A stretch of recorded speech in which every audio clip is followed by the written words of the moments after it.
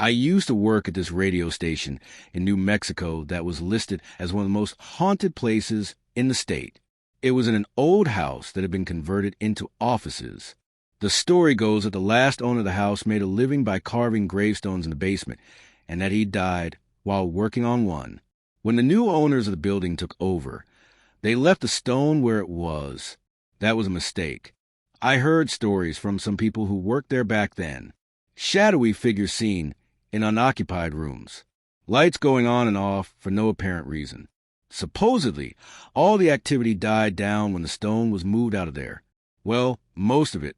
When I worked there, the outline of the stone was still there on the basement floor, and as I worked the night shift, I saw some weird shit.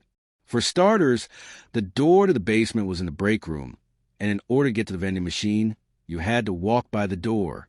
Most of the time it was no big deal, but on occasion, I would start to walk past, and this terrifying feeling came over me.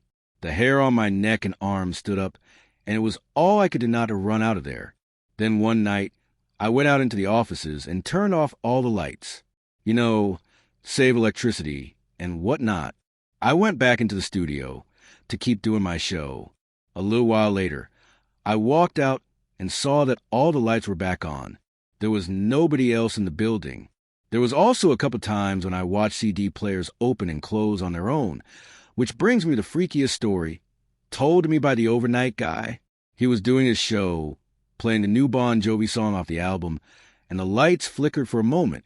When he looked down at the display on the CD player, it was showing a different track as playing, though the song he'd been playing kept going.